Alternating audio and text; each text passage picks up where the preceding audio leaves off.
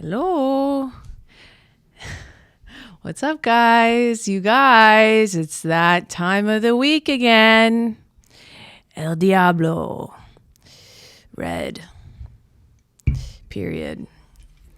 It's your period time of the It's Elle Diablo. Just like your period. How are you guys doing? Actually, as this airs, I'm going to be in Bloomington, Minnesota, or at least on my way there. I'm there this weekend from Thursday, Friday, Saturday, Sunday, and then I leave Monday. That's like 4 whole days. And so I'm going to be there, and then I'm going to be in San Diego. Then I'm going to be in Burbank. I'm really excited for that, for both of those states. I'm just excited to go to California. I love a little Cali trip. Then I'm going to go to Portland, then San Francisco, Charlotte, Washington, D.C. Is there another Washington? There's the state. I guess there's the state. Washington, D.C., not the state. And Boston, ending in Boston, strong, where my dad lives. So come to a show. I've been having a lot of fun. Elle Diablo show. Elle Diablo. Welcome back to the Elle Diablo podcast. We have a great podcast for you today. Me, and all of the voices inside my head. We're gonna go over a weekend recap. A little party boy Elle Diablo was after it this weekend. We're gonna talk about dating. We're going to talk about conversation etiquette. We're going to talk about comedy. We're going to talk about vices. We're going to talk about addiction.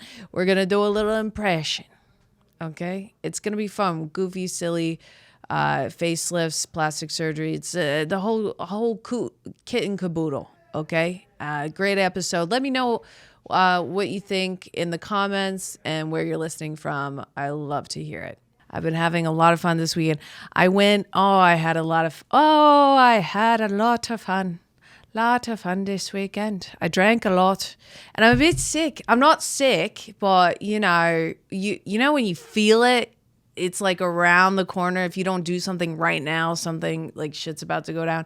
So if comedy has taught me anything, it's how to manage illnesses. So I drank a lot this weekend. I did cocaine. I don't know if I'm supposed to say that. I don't do that. Okay. It's not good. I also came to the conclusion. Also, guys, I quit nicotine. Thank you. I am a survivor of nicotine, and I am proud to say that I am a recovering addict. And it's been a long road, a full 3 weeks, but I'm so glad to have made it out the other side.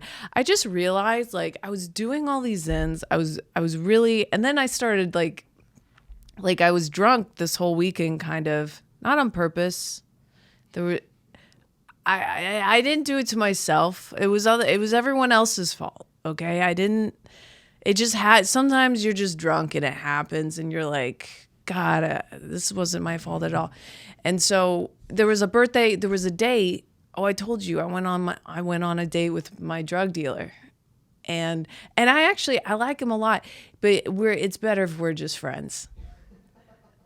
Cause I have that one guy that I'm obsessed with forever who hates me. So I can't give him up. Anyways, I have my little bootang who hates me, who prays I get hit by a bus. I so can't give that. And so I got drunk, and then someone was like, oh, there's a birthday party. Like, it's our friend's birthday, which I didn't know. Sorry. And I was like, oh, I should go to that. And then I just kept drinking, and just got so drunk. And then I was in pain. And then the next day, I'm with my friend. She's opened for Louie in the past. So Louie was performing at Forest Hills. We have like VIP backstage. It's phenomenal. Sorry, I just I mean, I've said this before. This is a pro Louie CK podcast, and it never will not be. He's the best living comedian, maybe comedian of all time. And boy, did I have fun. Oh my God. Oh my God. I was in a VIP. I've never been in a VIP of anything. And then our seats were right up there. You could see up his freaking nose. It was sweet.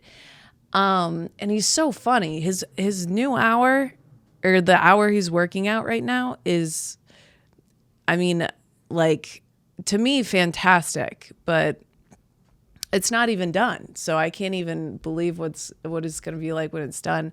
And then we were hanging out with afterwards. So Tim Dillon opened for him, and then he invited me and my friend, who's comic, to his, like, you know, yearly thing in the Hamptons at his house. And he's like, yeah, you guys can come if you want. And we took that as a formal invitation. And so we went the next day. And he was really nice. He's really nice. He's a nice guy. Throws a great party. It was very fun. I'm very happy he, you know, just was kind enough to offer an invite that we took way too seriously. So that was a lot of fun.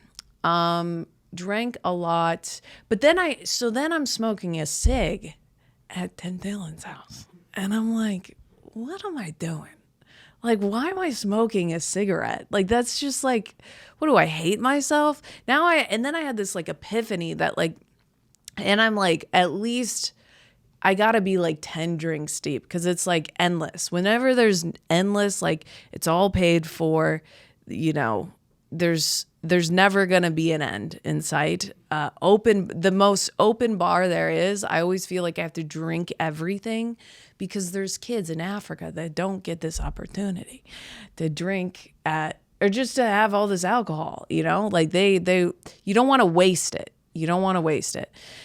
And so I'm drinking all this, and I'm smoking a cigarette, and I'm like, this is drinking and smoking and vices. And I know everyone's like, I gotta have a vice. I gotta have a vice. If it's, you know, if I'm sober, I need food. If it's food, I need alcohol. Vices are just like signs that we don't believe in ourselves. And that is true. And I say that with all certainty, and I'm not trying to be a prophet here, but like the reason, if you're like, oh, I'm just trying to take the edge off, you know why you're trying to take the edge off? Because you don't believe in yourself to succeed enough to where you don't need to take the edge off, where you're just happy and content. Because the thing is, if you don't take the edge off, you're going to lose your fucking mind, because then you're going to have to look inwards and feel all the uncomfortable anxiety, self-doubt, like horrible feelings that you have to feel in order to grow as a person and, you know, mature and become like a successful thing in anything. So we use these vices. And then after Tim Dillon's part, sorry, I hope he doesn't send a nuke my way for saying that I went there. It was the best time ever. Please don't kill me. I want to be invited next year. Apparently he has it every year. So maybe we bleep the name. I don't know. I don't want. I told him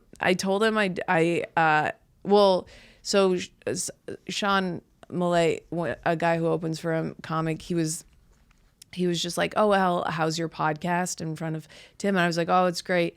And Sean's like, it's a solo podcast. And I was like, yeah. And Tim's like, yeah, it's solo. It's the only way to go. It's the only way to do it, you know? And I'm like, yeah. And the biggest fear of all time, that since I said that the podcast was doing well in front of Tim, that he would watch my podcast and then just like eat me alive.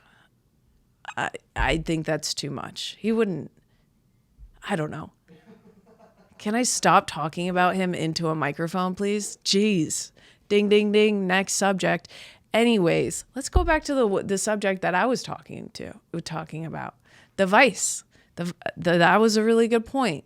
So now I'm thinking, yeah, why do you need a dopamine hit? Why do I need Vyvanse? Well, I do need Vyvanse, but like Adderall or like any of these things, it's because you don't believe in yourself. So start believing in yourself. Stop your vices. Stop eating sugar. I'm gonna try it. That's my biggest addiction right now because I cut off all the other ones. And there are studies that say nicotine is good for you, like pure nicotine, but I'm gonna back off on that. I don't know. Everyone gets really mad when I say that. I'm not a scientist. Why are you getting mad at me? I'm just out here. I'm just playing. But so I did that. I was at, and again, back to the Tim Dillon party. I had a great time. But I was talking to someone there, just a random person, wasn't a comic. There was a bunch of random people there. And I was sitting at a table with my friends, right? And we're all in a conversation. And this goes back to conversation etiquette, okay? Let's make this a freaking segment, because the way that some of you are conversating just, blows my mind. And you get mad at me. You think I'm the dick. I'm actually acting appropriate. Let me explain. Talking with my friends, random guy I don't know says across the table, looks at me and says, "Hey, where are you from?" Not the subject that we're talking about. He could just like listen or like chime in or whatever. He said, "Where are you from?" And I said, "I live in New York. I'm from Chicago." And he said, "Oh, that's really cool. I've never been to Chicago. I hear it's a great city." And I said, "Yeah." And then I turned and I continued talking to my friend. And then he mentioned to his friend, he's like, "I just said Chicago's a fun city." And she just said, "Yeah," and turned away. Yeah, I did. Because what the fuck is that conversation? Oh my God. This is horrible. The worst part about being from Chicago is people saying, "I've heard it's a great city." Then fucking go. I'm not your travel agent. I don't know. It's like, go, have an experience, come back and be like, "I went to Chicago and this happened." Oh, now you have my interest. Now we're talking about something. Now I don't want to stab myself with a fork, because what? It just makes me so. And then when people get mad that I don't want to entertain the worst conversation of all time, it's like, what do you want me to say? Yeah, it's so fun. I left. Chicago's such a great city. I don't want to live there for the rest of my life. I love Chicago and I love everyone in that city, but it's not, and this is just my personal opinion, for stand-up comedy it's actually fantastic for stand-up comedy, but I believe there is a ceiling there, and to excel, actually, I don't know if you need to leave anymore because of the digital thing, but traditionally I would say you excel by going to New York or LA. That's just my personal opinion. I've no qualms with the city per se, but again, like, it's just, don't do that to people. Have something to say. Don't talk to me about Chicago unless you have a story about Al Capone or a hot dog you hate, or a baseball you caught, or, a time you got so blacked out that you got mugged and you ended up hooking up with one of them anyways. Like, you bring me something. I don't know. I feel like is that so much to ask? Heard someone sneeze. So I thought I had one more. Oh, and the last thing, and some people are catching on to this, and I'm really, I do commend them for that. But if you see 3 girls, even 2 girls, If you see more than one girls, if you see more than one girls talking in a circle, and honestly, I will cap it. I will cap it at 4. Because 5, because we're talking about gossiping, and we're talking about girls gossiping with each other. If you see 2 to 4 girls talking to each other, and they look like they're having an exciting conversation, the conversation will not continue if you insert yourself into the conversation, because they're talking shit. And they can't talk shit when you're around. And you're going to ruin the conversation. You're going to interrupt them. And then everyone's going to be like, fuck, now we have to wait like 5 more hours. Because we're not going to be rude. We're not going to be like, hey, can you go away? We were kind of talking shit about Amanda, you know? Like, you just got to, typically if it looks like girls are having a fun time, they're having a fun time, and it's because they're talking shit about someone. So just leave them alone. And you won't be, sometimes you're going to be invited, but you'll know when you're invited. You won't be like, I think you either have to be like a boyfriend of one of the girls in the group, or you have to be really close friends with them. You can't just be like acquaintances. And I say this because it happens so often where me and my friend, we're in the thick of it, of a conversation. Boom, bap, boom, bap, boom, bap, boom, bap. And it's like, holy shit, I haven't had a conversation like this in a minute.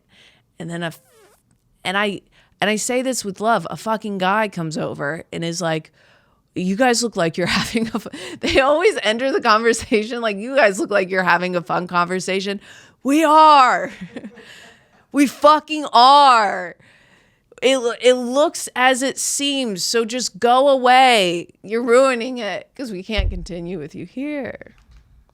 But I don't know. I'm not saying don't talk. Definitely, when it comes to dating and, everything, approach women for sure. Approach a group, I mean, if you dare. But approach women and stuff. It's kind of funny because I have men, I have homeless men, not just catcalling me, or just on the internet being like, I have no house, I have no money, I have one leg, and I would do anything to marry Elle if she pays for everything. These are the men shooting their shot. And a lot of men think I need to have financial stability before I start shooting my shot, or I think homeless guys are all over it already. They don't need anything. And I think that is a good lesson in life. You're never going to be ready for the thing. If you say, oh, I need to do this before this, just do what you want and figure out the rest. And the point of the story is that way too many homeless men are hitting me up in my DMs, and I want one guy with a house. He doesn't have to own it. He just has to live in it, be a resident. Dating as a comedian is just hell. It is the sacrifice you have to make, at least as for being a female comic. It's the sacrifice, because you either date a comedian. There's actually 3 options. You date a comedian and it's awesome, I guess, good for you. That's 1%. That's 3 people. You date a comedian, it's horrible but fun. Horrible. And then you date someone who's not a comedian, and they either know nothing about comedy or they know too much about comedy, and they never stop asking you, are you going to make a bit about that? And you're like, oh God, I just want you to get it. I just want you to get it without me explaining it to you. There's nothing more. And here's the thing. Here's the double sword about mansplaining. There is nothing more unattractive to me than when I have to explain something to a guy. When I have to explain how comedy works. What's a spot? What's material? What's a sketch? What's a skit? What's a chunk? What's a bit? What's a setup? What's a punchline? That nothing gives me like it makes me drier than the Sahara Desert. Okay. Because at this point, I feel like I'm babysitting a little kid and I can't have sex with him. He's a little kid, you know? And that's what I feel like when I have to explain comedy. And then there's the guys who think they know everything. He's like, yeah, but are you on you should do Kill Tony. Like, I've never heard those words before. Do you have a YouTube? You need a YouTube. Shoot me with a gun. I would eat it. I would eat a gun. I would rather eat a gun than have these conversations. And with that, yeah, sometimes mansplaining is a little insulting, but I would take mansplaining any day over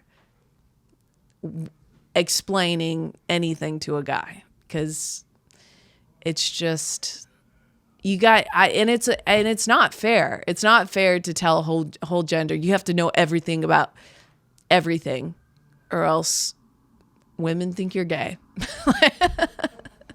That's not fair. Like, that's and then here's the thing, I don't expect people who are not involved in comedy to know about comedy, but those conversations that I have with people who are not involved in comedy and they don't know about comedy and talking to me about comedy, I hate those conversations. So it's really hard to date people who are just like, they're like not in the entertainment business. They don't know how anything works. And I just feel like your mom. I feel like your mom. I'm not, and I don't have a mommy kink. I can't date a guy that's one day younger than me. I can't. And it's crazy. I don't have a mommy kink. I don't have a daddy kink either. I can't date a guy that's too older than me. It freaks me out. I actually don't even when it comes to like a guy who's 50, like 50-year-olds having sex, I can't even imagine it. Like, my brain just blacks it out. Like, I think of like Ken dolls and stuff. My brain can only conceptualize 8 years older than me. Other than that, it's like, I don't know what's going on down there. No. You guys don't have dicks. You're just round like a doll. Anyways, I was thinking about this today, and I won't say the specific person that gave me the inspiration, but I do feel bad for people who this is not how you, okay. Well, I feel bad for the people who got, who were just who got a facelift. I feel bad for the people who got a facelift before the good ones came out. You know what I'm saying?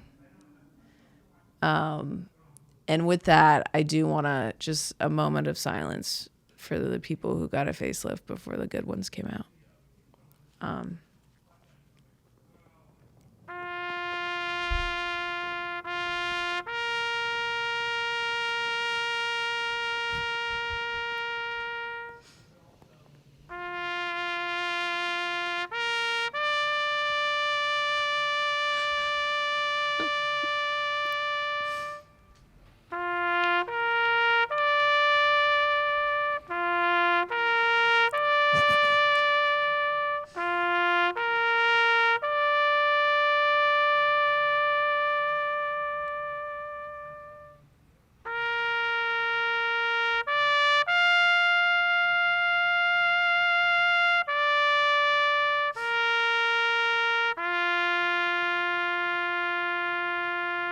Yep.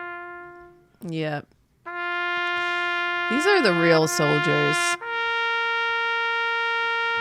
Do you think they could see the screen right now? Oh, hell yeah. Yeah.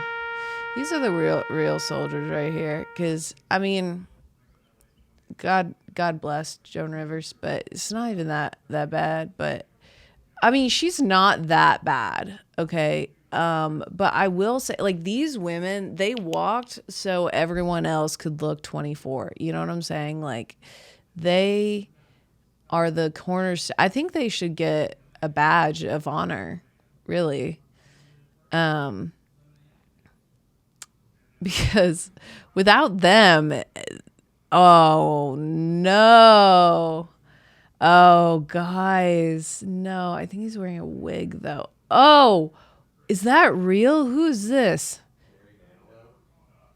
Barry Manilow?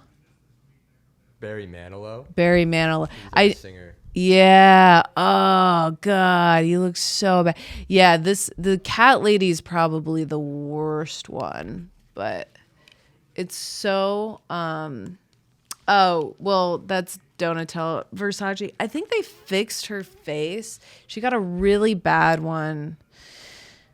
Look up in a new tab Brandy from Housewives of Beverly Hills. She looks fucked up, and I say this with love and respect. This is more, I'm not trying to be mean, it's more for science. Let's do facial disfigurement. Oh my God, it looks like an empty balloon. Wait, look up facelift with the face. Oh God. Oh man, she got so many fillers. Maybe it was just fillers. She got and she got them all taken out. She looked great. I remember thinking that she was like the prettiest one. Don't put fillers in. Okay, you guys, I'm serious right now.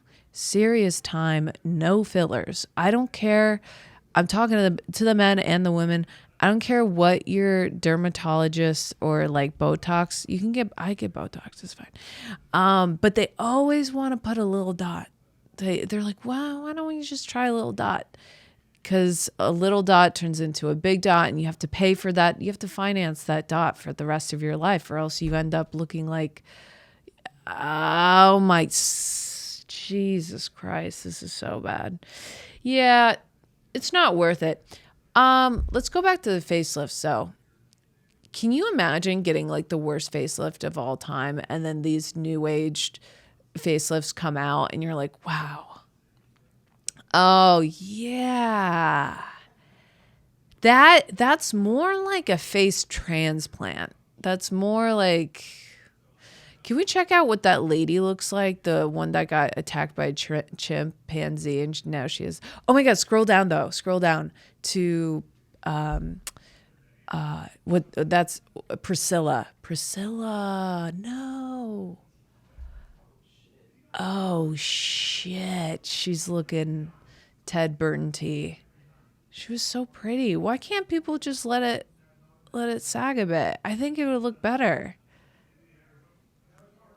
Yeah, you guys, we gotta stop. It's honestly, I think if you have to get a facelift, I mean, it's nice to know that they can do them now, but don't get several. Just wait until you're like 60 and then get a facelift. You know, you don't want to get several who got facelifts or anything, because it'll just look really bad. And then say today afterwards. We're looking at the lady who got attacked by a chimp, because she got the first real face transplant. And her whole, granted, her whole face got ripped off. So that's pretty good in terms of, warning alert. It's a bit gruesome, but yeah, he ripped the whole face off. So I mean, this kind of looks like people who just got a facelift. So similar. Oh God, yeah, you don't want to. Travis was the monkey's name. It happened in Connecticut, next door. Yep, they kept a fucking chimpanzee, I think for like 15 years, and then like inside. And then he said, I want to kill you.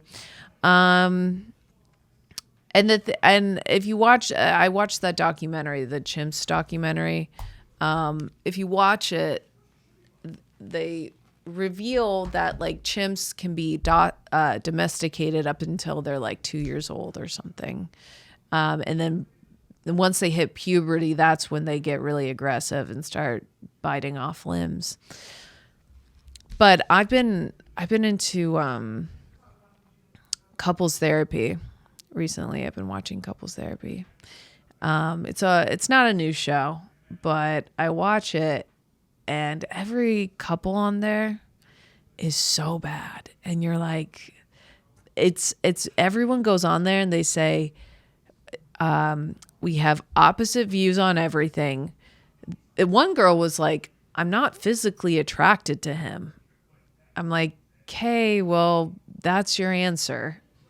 It's not time to work through that. You're not attracted.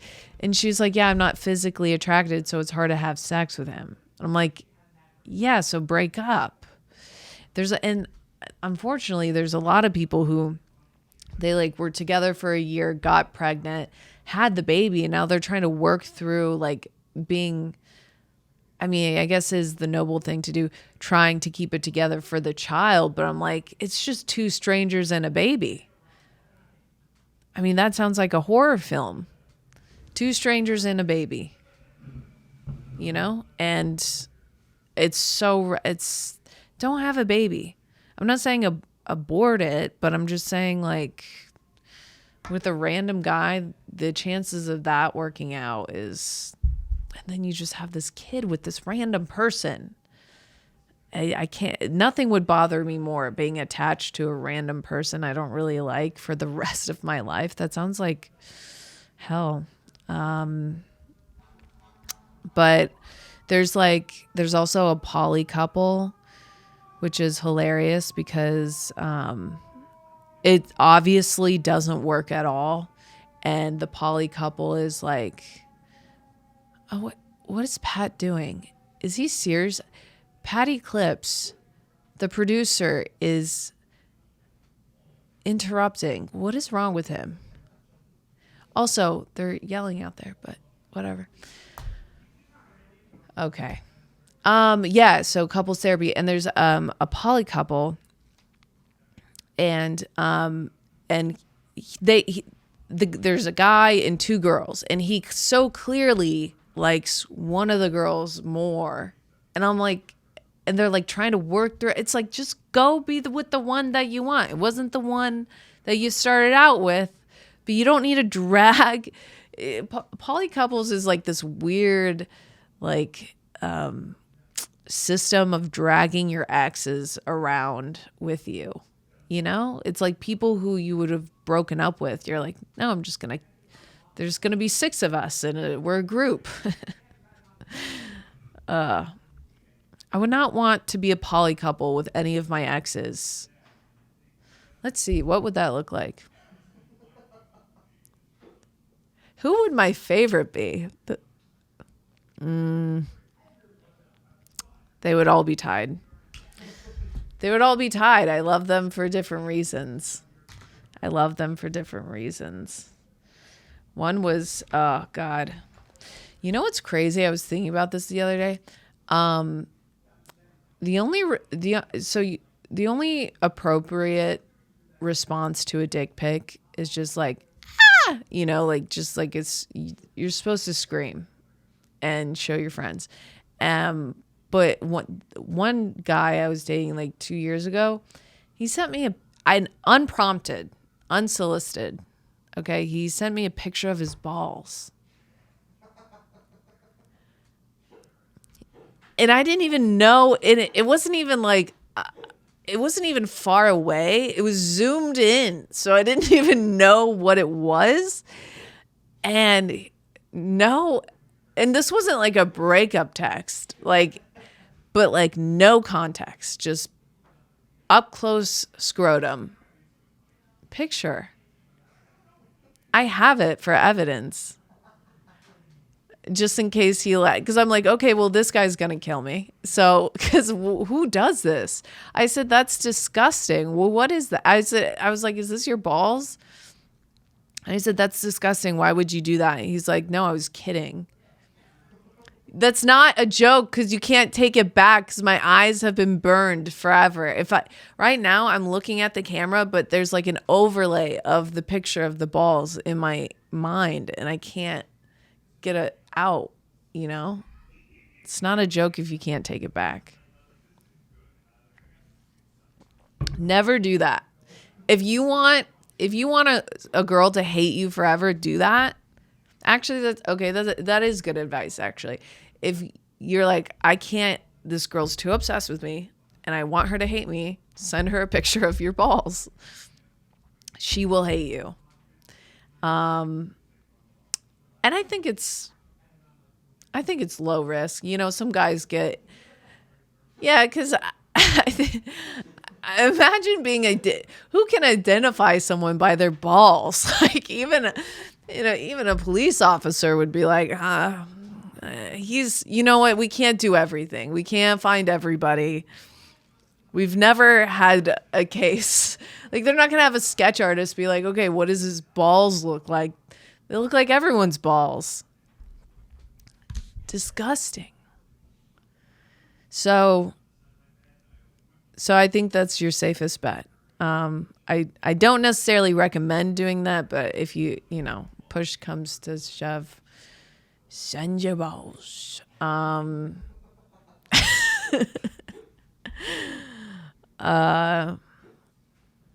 else? A lot of people. So my last name's Orlando, and I think you guys know that. But a lot of people, I've had like an influx of businesses from Orlando messaging me like, oh, come get a free facial, come get a free dinner, come get a free whatever in Orlando, Florida.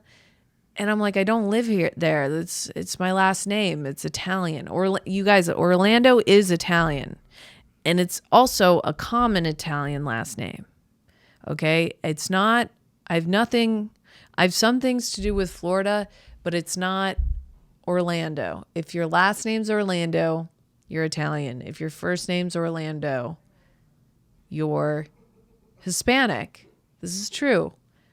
And if you visit Orlando for vacation, you're obese. That's just, the last one's a stereotype. The first two are true. Because people have asked me if I'm Hispanic before, but it's no. It's a no. No, sir. No. Oh my God. Oh my gatos. Ay caramba. So speaking of, I got just accosted the other day. I go to my doctor's office, primary care doctor, which I love my doctor, but like the establishment is insane. They send me like 14 like follow up, like confirmation, confirm the confirmation. And then I have to fill out like a whole profile of all diseases, you have asthma, do you have heart disease? Does anyone in your family has breast cancer? This form before, just to confirm. And then when you get there, you have to fill out the form again. I'm like, I just did this. They're like, you have to do it again. I'm like, why? They're like, because it makes no sense and we're trying to waste your time. And I was like, oh, okay, that makes sense. Anyway, so I fill it out and I'm trying to see my doctor because I'm 32 years old. Okay. Hold for puking. I'm 32 years old and everything's falling apart. So I need to see my doctor. And the guy at the desk, everyone is Hispanic here. Okay. And I love that. I have no feelings about it. I don't notice it other than I'm like, oh, everyone's Hispanic here. I have Medicaid, whatever. It's a part of it. It's a part of it. And I don't care. Okay. I don't care. And it's a lot. It's a mix. It's a mixed bag. It's like Puerto Ricans. It's all the other ones. But the guy who I'm talking to, one, he's mumbling and he's mumbling, talking quietly. Yeah, and he has like a very strong accent, but it's more the mumbling, talking quiet. So before I go to the doctor, he's like, "Oh wait," and I said, "Sorry, I didn't understand that." And then the two girls in the doctor, like that work like with him in the doctor cockpit, I guess, were like, one girl said to the other girl, "I hate when white people do this," and I was like.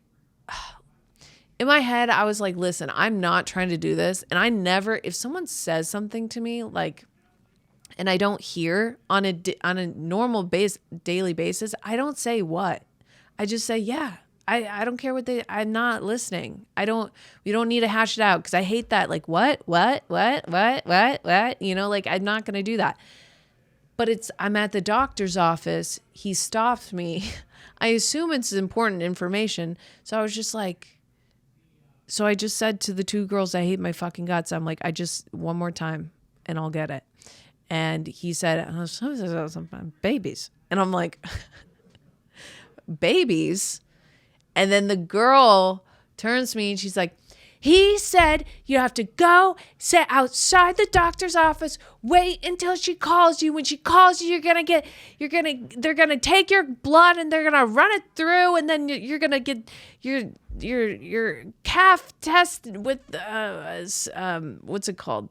Circulation, like all these tests. And I'm like, well, that's not why I'm here though.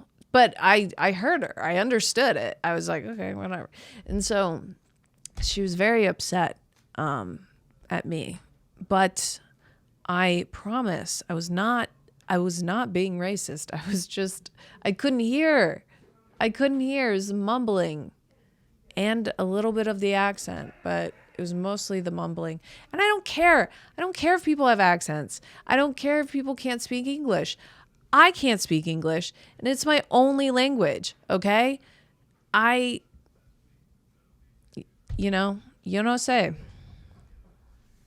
I don't care. Whatever goes. I love Hispanic people. They got mad at me.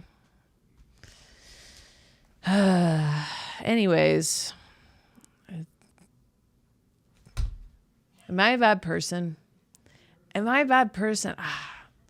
I feel like everyone's butthole always tightens up when I talk about accent. The second you say they had an accent, a lot of people get stressed. I was getting a massage, so get this. I was getting a massage by this lady, Chinese lady, and she kept on saying, "Oh no," during the massage. And I was like, hey, is everything okay? She's massaging me and she's like, oh no. And I'm like, oh, like, and I didn't say anything because I was like, maybe I'm like not hearing it. And then she kept on saying, oh no. And then I was like, hey, what's going on? And she's like, no English. And I was like, okay. And then she's like, oh God. And I was like, hey, what's going on? I said, ¿Qué pasa? She said, oh, your shoulders are just a little tight. No, I actually never found out what was going on. She just kept on saying, oh no, God. I don't know. It was a bad joke I made, but I guess she knew a little English. It was just, oh no, oh God. That's actually a hilarious bit. If you live in the US and you don't know English, only learn, oh God, oh no, and look behind you. That funny. That's very funny. I think people would appreciate it. Oh, okay. I want to do an impression of a guy who is from New York and he's trying to win his wife back. And he's outside on her front lawn with a boombox.